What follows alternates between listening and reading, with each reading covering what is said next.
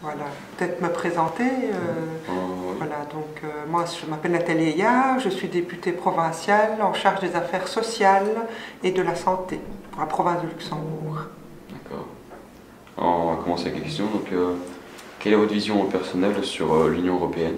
Alors, l'avantage de l'Union européenne, c'est qu'on se met tous ensemble, qu'on est beaucoup plus fort par rapport à des grands pays comme la Russie, comme les États-Unis. C'est aussi la même monnaie, la monnaie unique. Moi, je me souviens que quand je partais en vacances, je devais avoir les francs français, je devais avoir les lires italiennes, les douanes, donc les autorisations, tandis que là, maintenant, il y a vraiment un libre-échange, ce qui est beaucoup plus intéressant. Ça, c'est en tout cas au niveau des avantages. Les inconvénients, par contre, c'est la lourdeur pour avoir un consensus au niveau de l'ensemble des différents pays et l'évolution ne se fait pas tout à fait la même d'un pays à l'autre. Alors ça tire les pays qui sont plus en difficulté vers le haut, mais ça crée parfois plus de difficultés. Ok. Donc, quels sont vos projets locaux que vous souhaiteriez voir financés par l'Union européenne?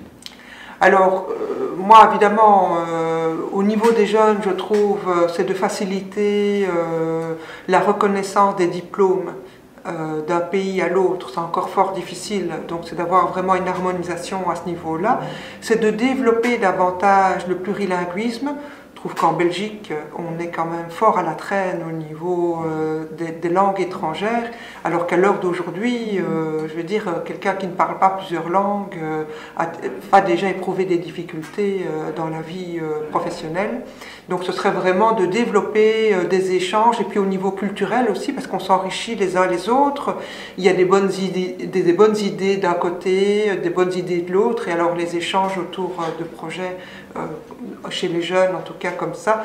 Et il y a plein d'autres projets aussi, hein. Je pense au niveau de l'environnement aussi, le glyphosate. Donc ça c'est un désherbant, je ne sais pas si vous avez déjà entendu parler, mais où on montre qu'il est cancérigène, mais tous les pays ne savent pas se mettre d'accord autour de ça. Donc je pense qu'il devrait y avoir des études financées pour trouver des alternatives à ça. D'accord.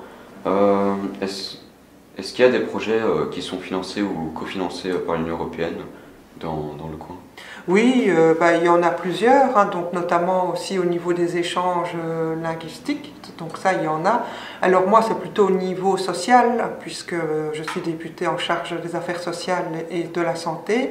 Et alors je pense notamment à un gros dossier qui a pris pas mal d'années, au niveau de l'aide médicale urgente. Donc c'est quoi ça? C'est une collaboration entre l'hôpital de Mont-Saint-Martin en France et les hôpitaux de Belgique. Si on habite par exemple à Attu, ça va plus vite, une ambulance qui part de Mont-Saint-Martin, de l'hôpital de Mont-Saint-Martin, pour prendre la personne en charge sur Attu et aller à l'hôpital d'Arlon. Donc là, il y a vraiment une étude au niveau de l'Europe pour pouvoir collaborer, pour trouver des arrangements, et ça a pris énormément d'années.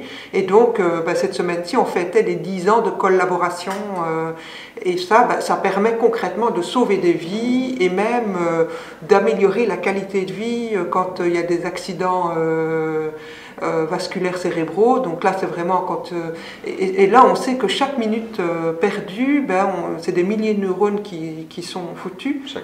Voilà, donc chaque minute compte, et donc si on peut gagner 5-10 minutes, on va apporter vraiment une qualité de vie à la personne qui va être prise en charge beaucoup plus rapidement.